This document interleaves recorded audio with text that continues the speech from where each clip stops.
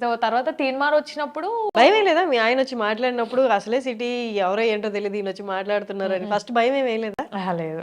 Okay. అంటే ఆయన funny జోవియల్గా ఉండేవాళ్ళు. నేను అంటే మాట్లాడేది ప్రోగ్రామ్కి సంబంధించిన 2-3తోని ఎక్కువ మాట్లాడేదాన్ని. మిగిలిన వాళ్ళతో నార్మల్గా వాళ్ళు పని ఇస్తే పని పేపర్ వాయిస్ ఓవర్ పేపర్ ఇస్తే వాయిస్ ఓవర్ వరకే మాట్లాడేదాన్ని. అంతకుమించి మాట్లాడాలంటే భయం. కోయిడ్ కాదు మనది. నేను 6th వరకే కోయిడ్, తర్వాత గర్ల్స్, ఇంటర్మీడియట్ గర్ల్స్, డిగ్రీ మళ్ళీ కోయిడే కానీ బాయ్స్తో ఎక్కువ మాట్లాడేదాన్ని కాదు. భయం ఏమో తెలీదు. మన ఒకటి పెంచుతారు కదా, అబ్బాయిలు ఎక్కువ మాట్లాడొద్దు, వాళ్ళు అలా అంటారు ఇలా అంటారు అని. సో ఆ బౌండరీస్ లోనే పెరిగా నేను కూడా. సో ఎక్కువ మాట్లాడేదాన్ని కాదు.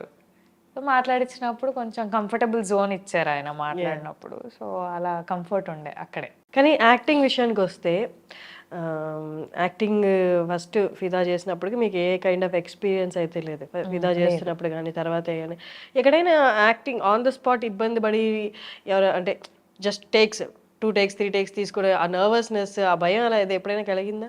ఫిదాలో కలిగింది. ఆ సీన్ ఉంటది కదా, మనమే ఎందుకు వెళ్ళాలి, ఉండిపోవచ్చు కదా ఇక్కడే అని బెడ్ మీద కూర్చొని పెట్ట సదురుకుంటుంటే ఏడుస్తుంది చూడండి. ఆ సీన్ కి అప్పటి వరకు నాకు భయం లేదు. ఆ సీన్ కి ఆవిడ నిజంగా ఏడుస్తున్నారు. షీ నాకు తెలిసి she imagined her sister going away after marriage. అదే సీన్ కదా, తనకి ఓ చెల్లు ఉంది. సో ఆ ఇమాజిన్ చేసుకొని ఆమె నిజంగా ఏడ్చేస్తుంటే ఆమె యాక్టింగ్ చూసి నాకు రావట్లేదు ఇంకా. నేను I think I took 11 or 12 takes. అప్పుడు నర్వస్నెస్ వచ్చేస్తుంది కదా, సెట్లో అందరూ మనల్ని చూస్తున్నారు. నాకు భయం వచ్చేస్తుంది, నేను చేయలేకపోతున్నా. శేఖర్ సార్ ఏమో నువ్వు ఆడిషన్లోనే ఈ సీన్ బాగా చేసావు, ఇప్పుడు రావట్లేదు అని అంటారు. నాకు ఇంకా భయం వచ్చేస్తుంది. ఇక దాన్ని హీ టుక్, ఇంకా లాస్ట్లో ఎక్కడి వరకు వస్తే అక్కడి వరకు తీసుకున్నట్టున్నారు. కానీ ఆ ఒక్క సీన్కి భయపడ్డా, తర్వాత కామన్ అయిపోయింది. అది ఫస్ట్ కదా నాకు, అన్ని టేక్స్ తీసుకుంటే ఏమంటారో ఏమనుకుంటారో అన్న భయం ఉండింది. తర్వాత అలవాటు అయిపోయింది. తర్వాత నాకు తెలిసి అన్ని టేక్స్ ఎప్పుడు తీసుకోలేదేమో. బట్ మీడియా జర్నీ ఎలా ఉంది, మూవీస్ ఎలా ఉంది? Both are different. మనకి V6లో నేను చేసింది తక్కువే. T news after marriage T news join అయ్యా, 6.5 years చేసా అక్కడ. అంటే టీ న్యూస్ ఎలా ఉంటే సెకండ్ హోమ్ లాగానే ఉంటుంది. అంటే అన్ని ఇయర్స్ వర్క్ చేసేసరికి మనకు హోమ్ కంఫర్టబిలిటీ వస్తుంది కదా, ఆ ఫీలింగ్ ఉంటుంది. మూవీ వచ్చి మల్టిపుల్ పీపుల్, ఒక్కొక్కరు ఒక్కొక్క వర్క్లో ఉంటారు. ప్రతి సినిమాకి అందరు కొత్త. ఎవరైనా పాత సినిమా వాళ్ళు కనిపిస్తే అదొక మంచి ఫీలింగ్ అనిపిస్తుంది. ఆఫీస్ లో ఏంటి, రోజు చూసే మొహాలే, వీళ్ళెలాంటి వాళ్ళు తెలిసిందే, మనం ఎలా ఉంటాం వాళ్ళు ఎలా రిసీవ్ చేసుకుంటారో కూడా తెలిసిందే. మూవీ అలా కాదు. మళ్ళీ ఇక్కడ సేమ్ ఇందాక చెప్పా కదా, ఎవరు ఏ డెసిగ్నేషనో తెలియదు, పోయి మీరు ఏం చేస్తారా అని అడగలేము, తెలుసుకోవాలి. వాళ్ళకు ఒకవేళ వెళ్ళి నాకు కొంచెం వాటర్ కావాలి అని అడిగితే వాళ్ళు ఫీల్ అవుతారేమో అన్న భయం నాకు అది చాలా ఉండేది. అట్లా కొంచెం ఫియర్స్ ఉండే. కానీ T news office is office, అది చాలా కంఫర్టబుల్. అక్కడ చాలా ఎంకరేజ్మెంట్ కూడా ఉండింది. యాక్చువల్గా టీ న్యూస్లో చేసినప్పుడే ఫిదా వచ్చింది. వాళ్ళ ఎంకరేజ్మెంట్ వల్లే నేను మూవీస్ అండ్ ఆఫీస్ రెండు కంటిన్యూ చేయగలిగా, వాళ్ళ కోఆపరేషన్ వల్లే. లేకపోతే ఛానల్స్లో అంత ఆపర్చునిటీ ఉండదు. ఎల్లమ్మా చేసుకో, ఎక్స్పోజర్ పెంచుకో, చెయ్యు, లీవ్స్ కావాలా తీసుకో. మూవీస్కి నాకు చాలా కంఫర్టబుల్గా ఇచ్చారు అసలు. మన CEO కానీ, సురేష్ సార్ కానీ, ఇంకా సంతోష్ సార్ కానీ చాలా కంఫర్టబుల్ ఉండే. ఈవెన్ ఫిదా తర్వాత సంతోష్ సార్ పిలిచి, బాగుందమ్మా మూవీ చూసాము, చెయ్యు ఇలాగే కంటిన్యూ చెయ్యు, మంచి మంచి మూవీస్ చెయ్యు అని చెప్పి అప్రిషియేట్ చేసి పంపించారు ఆ మూమెంట్ లో. కానీ ఇప్పుడు క్విట్ చేసేసారు, మీడియా క్విట్ చేసి ఓన్లీ ఇంటూ మూవీస్ కదా. క్విట్ చేసిన వెంటనే మూవీస్ అంతా అంత ఫ్రీక్వెంట్ గా వచ్చిండు కదా, బట్ మీకు ఫ్రీక్వెంట్ గా వచ్చాయా? లేదు లేదు. అప్పుడు డౌట్ రాలేదా, మేబీ నేను క్విట్ చేయకుండా? I took the risk.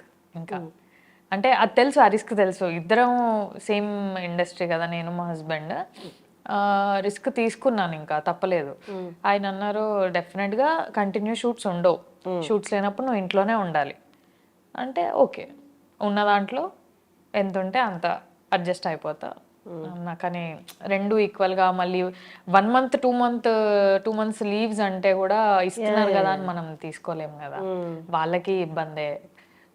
ఎందుకులే ఇంకా మానేస్తా, కంటిన్యూ అవుతా ఇందులోనే అని చెప్పా.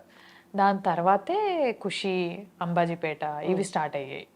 సో ఐ థాట్ దీనికి నేను లిటరల్ గా 1 month 2 months 3 months కూడా షూటింగ్స్ చేయడం అయ్యింది.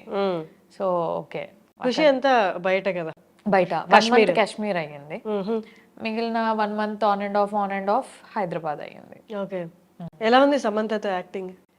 కూల్, ఆవిడ ఫ్రెండ్లీ.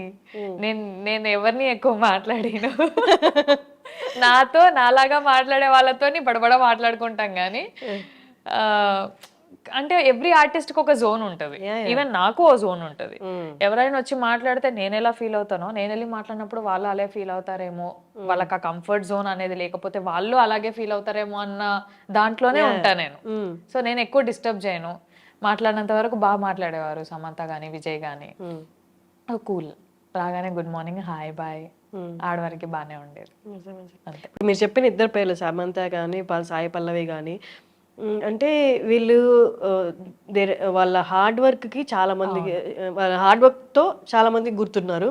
అండ్ సేమ్ టైం వాళ్ళ సక్సెస్ కూడా అందరు చూసింది. బట్ మీరు కలిసి వర్క్ చేశారు కాబట్టి ఒక్కొక్కరిలో యూనిక్ అండ్ బెస్ట్ క్వాలిటీ ఏదైనా ఉంది అంటే, యూనిక్ క్వాలిటీ, బెస్ట్ వద్దులేండి తీసేద్దాం, బెస్ట్ అనేది very relative term. Unique quality మీకు అనిపించింది, అబ్బా ఈవెంట్లో ఇది సంథింగ్ గుర్తుపెట్టుకోవాల్సిన క్వాలిటీ అనిపించింది ఇద్దరిలో? ఇద్దరిలో కామన్ పాయింట్ అయితే హార్డ్ వర్కింగ్. ఇప్పుడు తమిళియన్ అయ్యండి సాయి పల్లవి గారు, తెలుగు నేర్చుకోవడం ఒక ఎత్తు, తెలంగాణ నేర్చుకొని ఓన్ డబ్బింగ్ చెప్పుకోవడం ఒక ఎత్తు. ఇప్పటికిప్పుడు మనం వెళ్ళి మలయాళం డబ్బింగ్ చెప్పాలన్నా కూడా అది రాదు, చాలా టైం పడుతుంది. తను కష్టపడి నేర్చుకొని ఫస్ట్ ఫిలింకే సెల్ఫ్ తెలంగాణ డబ్బింగ్ చెప్పుకున్నారు ఆడ. Hard working. సమంత గారిది హార్డ్ వర్కింగ్ అంటే షీ బిల్ట్ హర్ ఎంపైర్. అసలు 14 years ఆఫ్ సెలబ్రేషన్ అయింది మొన్నే. అంటే 14 years ఆవిడ అంత కష్టపడి స్క్రాచ్ నుంచి వచ్చి ఒక ఎంపైర్ బిల్డ్ చేసుకొని, now all over the world everyone knows Samantha. అవును, అది చాలా హార్డ్ వర్కింగ్. సో ఇద్దరిలో కామన్ పాయింట్ అయితే అదే, హార్డ్ వర్కింగ్. యునీక్ అంటే ఎవరితో ఎక్కువ క్లోజ్గా మూవ్ అవ్వలేదు కదా, సాయి పల్లవి గారితో కూడా క్లోజ్గా మూవ్ అవ్వలేదు. సో కాంబినేషన్ సీన్స్ వరకు లేదా షార్ట్ గ్యాప్లో 1-2 మాట్లాడడమే. ఎక్కువ జర్నీ చేస్తేనే will get to know what is the unique point in them అనేది. సో వీళ్ళ నుంచి నేర్చుకోవాలి ఏమైనా అంటే హార్డ్ వర్కింగ్, అండ్ పల్లవి గారి దగ్గర నుంచి స్టోరీ పికింగ్, అది నేర్చుకోవాలి. ఆమె చాలా, అంటే ఎప్పుడో ఒకటి వచ్చినా కూడా ఆమె రోల్స్ పిక్ చేసుకోవడం అనేది యూనిక్ ఉంటది, అవును, రిలేటెడ్ గా లేకుండా అలా.